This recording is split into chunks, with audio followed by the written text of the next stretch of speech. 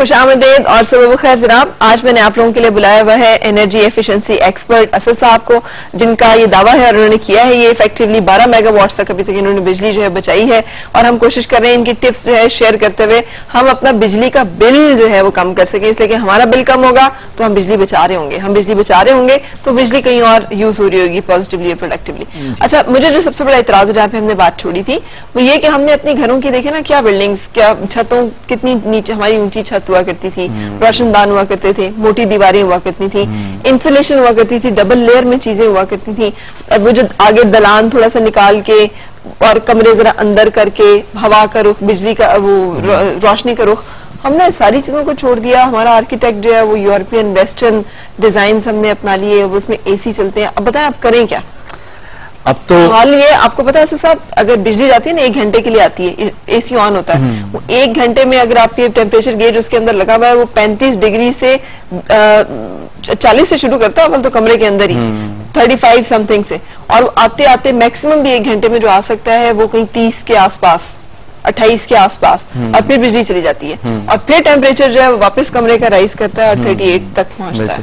तो अब मुझे बताएं आप करें क्या इसमें? जो अभी जिस तरह आपने पूरा केस बयान किया है, इसके अंदर जो घर हैं, घरेलू सारिफीन हैं, वो ये कर सकते हैं कि आपके जो एयर कंडीशंस हैं, क्योंकि आप बार बार मुरम्मत तो नहीं कर सकते, घर तोड़वा के दोबारा नए सिरे से बनाएं। तो जिस तरह मैं आप एग्जांपल ये देता हूँ, जिस तरह मेरे कमरे में जो है छत पे था बेसिकली, यानी कि डायरेक्ट ऊपर सन का इम्पैक्ट आता था, सूरज का, तो हमने इमीडिएट सोल्यूशन ये किया कि ग्रीन नेटिंग जो होती है, जो नर्सरी के ऊपर इस्तेमाल होती है, सस्ता से सोल्यूशन था ये कि हम किसी मिस्त्री वगैरह को बुलाएं, प्लस्तर करवाएं, इंसुलेशन। इसका हल है कि छतों की इंसुलेशन करें तो उसका असर होता है 5 से 10 डिग्री सेंटीग्रेड तक आपका टेम्परेचर कमरे का कम हो सकता है। सही। और इससे ये फायदा है कि आपकी जो अंदर जो है कमरे का टेम्परेचर कम होगा, अगर दर्जा हरारत, तो आपके एसी को जो आपने बात की कि 40 से शुरू करें, तो अगर अंदर दर्जा हरारत 35 होगा तो वो बड़ी उसको कुशन मिल जाएगा 25, 26, 24 तक वो आराम से लेके जा सके। लेकिन उसके लिए कुछ और चीजों का भी होना जरूरी, जैसे बहुत ज्यादा खिड़कियां अब नहीं है घरों में, लेकिन अगर पुराने घर के डिजाइन और वहां पर भी एसी लगे तो वो ज्यादा खिड़कियां भी उनके लिए प्रॉब्लम बनती है। उसकी रीजन ये है कि आपकी जो खिड़कियों की साइडों पे दराज होती हैं, दरवाजों के नीचे गैप्स होते हैं, तो इन गैप्स को भी बंद करना जरूरी है। ऐसा उससे आपका जो है एयर कंडीशन बेसिकली वो जल्दी ठंडा करेगा और ट्रिपिंग जल्दी होगी, जिसकी वजह से बिजली आपकी का बिल कम होना दिखेगा आपको। जिस तरीके से ग्रीन नेटिंग मैंने इस्तेमाल की, मेरे कमरे का दर्जा हरारत कम हुआ, एक वो तरीका है। दूसरा अपने गैप्स को बंद करना। तीसरा इसमें यह था कि आपके जो एयर कंडीशंस हैं बेसिकली, इसकी फिटर जो लगाते हैं, फिटिंग्स करते हैं लोग आके, उनकी इसकी पोजीशनिंग का भी बड़ा सही जगह पे लगाना बहुत जरूरी है। जो बाहर वाला आजकल स्प्लिट एयर कंडीशंस यूज हो रहे हैं जो कि एनर्जी एफिशिएंट गर्दाने जाते हैं, तो अगर वो लोगों ने गर्दाने जाते हैं क्या मतलब है? नहीं, क्योंकि I cannot claim any product to be energy efficient until I check. We don't have any standards yet in Pakistan. जैसे इंडिया में 3 स्टार 4 स्टार लेबलिंग है कि एनर्जी एफिशिएंट ये है, ये एनर्जी एफिशिएंट नहीं है। नेम प्लेट रीडिंग से अंदाजा नहीं होता जब तक आप टेस्टिंग ना करें, लैब्स ना बने। सो उसके लिए एक अलग हमारे हुकूमती लेवल पे पॉलिसीज बन रही है, हम उसे डिटेल में नहीं जाते, हम घरेलू सारिफीन के हवाले से बात करते हैं। अभी इसी तरीके से जिस तरह स्कूल्स हैं, बहुत से यहाँ पर अफोर्डेबल्स का एग्जांपल दे सकते हैं, वो अब ये करें कि जो स्कूल्स में कारपेटिंग होती है रूम में, ये आपकी एक हीट हरारत को जज़ब करके रखती है और जब ये और हरारत का सबब भी बनती है बेसिकली। तो टाइल्स लगा के उन्होंने, जब एसी जब आपकी एयर थ्रो करेगा, फेंकेगा, तो वो हवा को कम से कम जो है मुदाफियत का सामना होगा, कि टाइल्स होंगी, फैलेगी कमरे में और जल्दी ठंडक का एहसास होगा आपको। इस तरीके से तो डी कारपेटिंग कर दी उन्होंने, स्कूल की छत की इंसुलेशन की, जिसकी वजह से उनके जो एयर कंडीशंस थे। इंसुलेशन किस तरह से की जाती है? इंसुलेशन के डिफरेंट तरीके हैं। एक तो उसमें जिस तरह मार्केट में जो इंसुलेशन के स्प्रेज भी आ रहे हैं, उनके जो हैं आपके स्लैब्स की शक्ल में आते हैं, चौरस शक्ल में, टाइल्स की शक्ल में आ रही हैं, तो हर एक की अपनी कॉस्ट है और उसको एक लगाने का अपना तरीकाकार है। जिस तरीके से फोम का रेट जो है 40 रुपए स्क्वायर फुट है, 50 रुपए स्क्वायर फुट ये रेट भी है।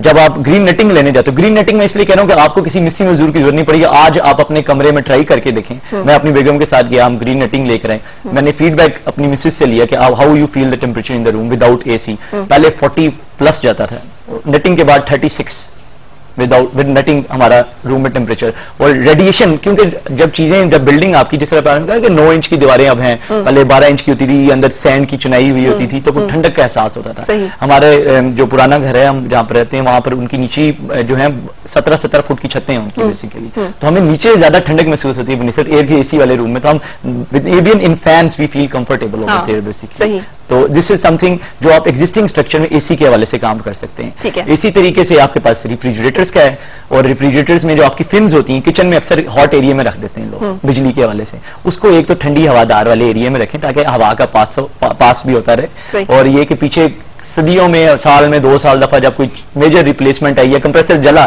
तो फिर ही आप पीछे से जालियां साफ करते हैं। जालियां साफ करें, आपकी कंप्रेसर, आपकी फ्रिज से भी आपकी बिजली की रिडक्शन का काफी यानी कि आपको दिखने में मिलेंगी। एक और चीज, जिस तरह आजकल पीक लोड आ रहा है, लोग अपने पुराने एसियों को सर्विस करवा रहे हैं। ये ख्याल रखिए जो सर्विस करने आए वो आपका बाद दफा रिचार्ज गैस की फिलिंग होती है एसी के अंदर, जब नई गैस आप अंदर भरें तो पुरानी वाली गैस पहले सारी निकाली जाए। अच्छा, क्योंकि पुरानी निकलेगी तो फ्रेश नई अंदर होगी। तो वो क्या करते हैं लोग खुद बुद के चक्कर में कि आपकी पुरानी तो होती है अंदर थोड़ी डाल के, तो पैसे ज्यादा ले लेते हैं। हाँ। लेकिन वो पुरानी और नया मिलके आपको इम्पैक्ट, फिर आप कहते हैं, लोग कहते फिरते हैं एसी भी लाते हैं 24 घंटे और जो भी है, और हमें कूलिंग नहीं मिलती, कम नहीं कर रहे जी, और रह गए, और एसी भी रह गए गर्मी में। बट ये कि हमारे अपनी कुछ ऐसे तौर अतवार हो जाए, अगर कि हम अगर रूम में हैं तो हमारा अभी तक जिस तरह इस सीजन में ऑफिसेज में ये करते हैं, जो कंट्रीज हैं कुछ कैजुअल ड्रेसिंग कर देते हैं, लेकिन हमारा एक रिजीम चल रही है कि सूटेड बूटेड टाई लगा के, गर्मी बेशक पसीना निचड़ आओ, लेकिन एक वो स्टाइल बन चुका है। हमने इसे चेंज करना है, इस कल्चर को, और फॉर्मल इनफॉर्मल कैजुअल ड्रेसिंग्स के ऊपर करके अगर हम जाते हैं तो इससे भी बड़ा इम्पैक्ट। कूलिंग आपको अगर 26 डिग्री एसी में चाहिए तो आप 28 डिग्री में कंफर्टेबल फील करेंगे। तो ये 2 डिग्री का टेम्परेचर डिफरेंस आपकी 10 से 15% बिजली बचाता है एसी की। बिल्कुल। अच्छा, इससे कितना फर्क पड़ेगा कि ट्यूबलाइट यूज की जाए, एनर्जी सेवर यूज किया जाए, या इन तमाम चीजों को कैसे हम मैनेज करें? जी, घरों में जो है सबसे ज्यादा अब तो पीले बल्ब के ऊपर एक यानी कि ये होगा कि उससे ऑब्सोलीट खत्म होना चाहिए, उसके लिए पॉलिसीज भी बन रही है, प्रोजेक्ट्स भी, क्योंकि वो सबसे सस्ता है। तो गांव में ज्यादातर लोग जाके वही खरीद के वही लगा देते हैं, और वही इनएफिशिएंट 80 से 85% हीट होती है, उसमें 15% लाइट होती है। तो जब आप CFL की बात करते हैं, जब बेसिकली एनर्जी सेवर जिसे बोलते हैं, तो वो गाँव में इसलिए जाते जाते अगर 180 रुपए का यहाँ मिलता है तो गाँव में वो 210 रुपए का हो गया होता है बेसिकली। तो एक आम किसान या आप वहां का बंदा जब जाएगा खरीदने वो एनर्जी सेविंग के हवाले से, तो वो उसे महंगा लगेगा। लेकिन मैं उनको ये बताऊं कि वो अगर आप उसकी तजिया करें अपने बिल का, तो क्या पता आपकी जो एनर्जी सेवर चलता है वो आपके पैसे जो है रिकवर हो जाएंगे, तकरीबन 4-5 महीने के अंदर पैसे एनर्जी सेवर आपके पूरे कर देगा। लेकिन एनर्जी सेवर की खास बात यह है कि उसकी गारंटी 1 साल की दी जाती है ज्यादातर। जो नई LED ट्यूब लाइट्स आ रही हैं, जिस तरह आपके प्रोडक्शन हॉल में भी एनर्जी एफिशिएंट लाइट्स लगी हैं, जिससे लोड काफी कम हुआ आपका बिजली का, तो वो 3 साल की गारंटी देते हैं। तो उसमें ये चक्कर होता है कि जो आपका पीला बल्ब होता है वो साल में 3 दफा जलता भी है, एक तो एनर्जी भी जाया कर रहा है और 3-4 दफा जल भी जाता है। मुझे बताएं, अगर कोई ये समझे कि मैं सब कुछ कर रहा हूँ लेकिन बिजली का बिल नहीं हमारा कंट्रोल हो रहा जी, वो समहाउ वो हम पहले जितनी ही बिजली यूज कर रहे हैं या पहले से कम यूज कर रहे हैं, लेकिन हमारी बिजली का बिल नहीं मैनेज हो रहा, तो उन्हें क्या करना चाहिए? इसकी 2 वजूहत हैं। एक तो यानी कि एक आपके एंगल से जवाब दूंगा, एक दूसरा ये कि लोग कहते हैं जी हमारे यानी कि यूनिट्स कम हुए हैं, लेकिन उसमें तो डेफिनेटली टैक्सेस और सरचार्जेस और फ्यूल एडजस्टमेंट जो आजकल बिल्स में लगा हुआ आया था, स्टे ऑर्डर मिला और फ्यूल एडजस्टमेंट चार्जेस बिल के अंदर एक कॉम्पोनेंट लगा हुआ आ रहा था कि हमारे आपके बिल बढ़ते जा रहे हैं, टैरिफ बढ़ता जा रहा है। मलेशिया में ये थोड़ा जो है वो एक सस्टेनेबल डेवलपमेंट के लिए कहते हैं कि एनर्जी की प्राइस का सही फिक्स होना उनकी फ्यूचर की तरक्की की अलामत है। सही। तो हमारे यहाँ पर अभी भी प्राइसेस जो है डे बाय डे इन्वेस्टर पिछले जो अपनी बिजनेस फिजिबिलिटी बनाता है बेसिकली, तो वो 10 रुपए लीटर पे आता है, तो यहाँ पर 25 रुपए लीटर अचानक होता है, फिर एकदम से नीचे जाता है, तो बाद दफा वो इतना झटका नहीं बर्दाश्त कर सकते। जो नए आ रहे हैं खास तौर पे वो इतना झटका जो है वो शायद कोई भी नहीं बर्दाश्त कर सकता। तो जो बिजली के बिल की आप बात कर रही हैं, दूसरा ये है कि आपके यूनिट बिजली के देखने होते हैं कि आपके इस्तेमाल कितने हो रहे हैं। पहले होता था कि लोड शेडिंग नहीं होती थी, तो आप कि अपने कपड़े 7 बजे सुबह 7 बजे 6 बजे इस्त्री कर लिए, वॉशिंग मशीनें 5 शाम में लगा ली, सुबह लगा ली।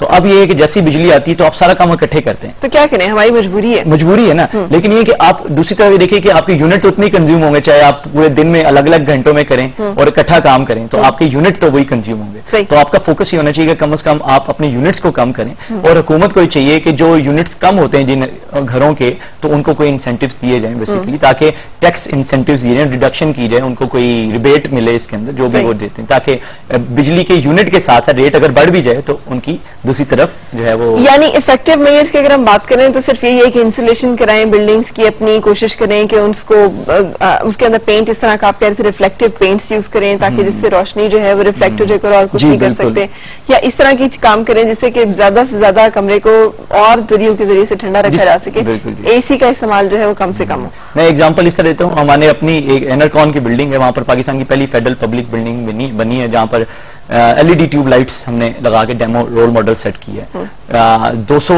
एलईडी के करीब जो है लैंप्स और लाइट्स लगी हैं। 2 ट्यूब लाइट्स चलती थी तो 108 वॉट कंज्यूम करते थे। अब एक ट्यूब लाइट उन 2 से ज्यादा रोशनी दे रही है और आपकी बिजली की कंजम्पशन 108 से 20 से 30 वॉट पे हो चुकी है। ये आपने एक इंस्ट्रूमेंट भी रखा हुआ है, ये किस काम आता है?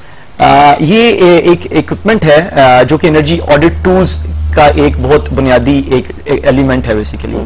ये इक्विपमेंट यानी कि अगर एनर्जी के मकासद के हवाले से मैं यूज करना चाहूँ तो मैं इससे ये देख सकता हूँ कि मेरी जो तारें हैं बिजली की वो उसमें, क्योंकि हमने घर पुराने हैं उस पर लोड एसी के डल गए हैं, तारें पुरानी हैं, तो बाद दफा आपकी पुरानी तारें भी आपकी एनर्जी लॉस का सबब बनती हैं, क्योंकि बिजली तो तारों में से गुजरनी है और हीट अप होना तार का मतलब एनर्जी लॉस है बेसिकली। तो ये जो थर्मल इमेजर है ये उस लॉस को आइडेंटिफाई कर सकता है। वीक कनेक्शन तारों के जोड़ अक्सर लोग जल्दी लगा देते हैं तो एनर्जी ट्रांसमिट नहीं हो सकती, वो लॉस होता है आपका, उससे आप डिटेक्ट कर सकते हैं। कोई चीज यानी कि खराब जलने के मोटर्स हैं, सपोज आपके घर में पंप की मोटर्स हैं, बेरिंग उसके जो हैं आपके बैलेंस नहीं है, बाद आप देखें पुली जो है घर पे जो अक्सर आम घरों में आप देखेंगे पानी के लिए तो वो अनबैलेंस होती है, तो वो आप ये देखेंगे कि उसका कितना जोर पड़ रहा है आपकी मोटर के ऊपर, तो आप आइडेंटिफाई कर सकते हैं कि आपकी पुली सीधी है यानी। मैकेनिकल फॉल्ट्स भी देख सकते हैं, इलेक्ट्रिकल फॉल्ट्स भी चेक कर सकते हैं, और अगर आपको पता है कि क्वांटिफाई किस तरह करना है लॉसेस को, जो कि जिस तरह अभी मैं आपके ये थर्मल इमेज ले रहा हूँ, ठीक है, आपके इमेज यानी कि इसमें शो हो रहा है, यानी कि आपकी पूरी थर्मोग्राफी हो रही है जी, ठीक है। अभी दिस इज समथिंग अभी मेडिकल पर्सपेक्टिव में यूज हो रहा है। आप एयरपोर्ट्स पे चले हैं कोलंबो, वहां पर थर्मल इमेजर्स लगे हैं जो आपके आने जाने वाले पैसेंजर्स को चेक करें कि भी बुखार तो नहीं किसी को, या आपकी सिक्योरिटी स्कैनिंग हो रही है एयरपोर्ट्स पे इसी इमेजर्स की डिवाइसेस के थ्रू।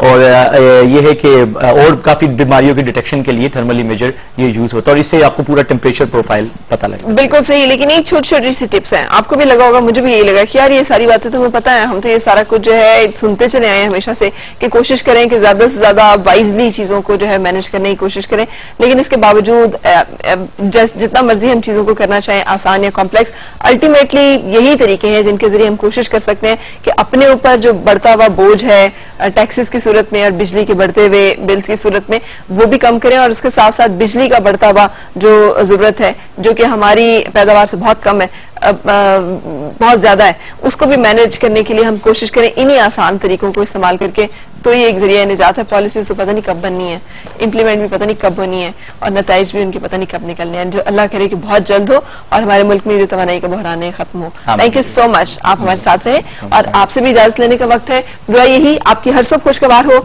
और हर खुशगवार सुबह का अंजाम हो बखैर। मुलाकात होगी आपसे कल फिर, उस वक्त तक चाहूंगी इजाजत, अल्लाह हाफिज।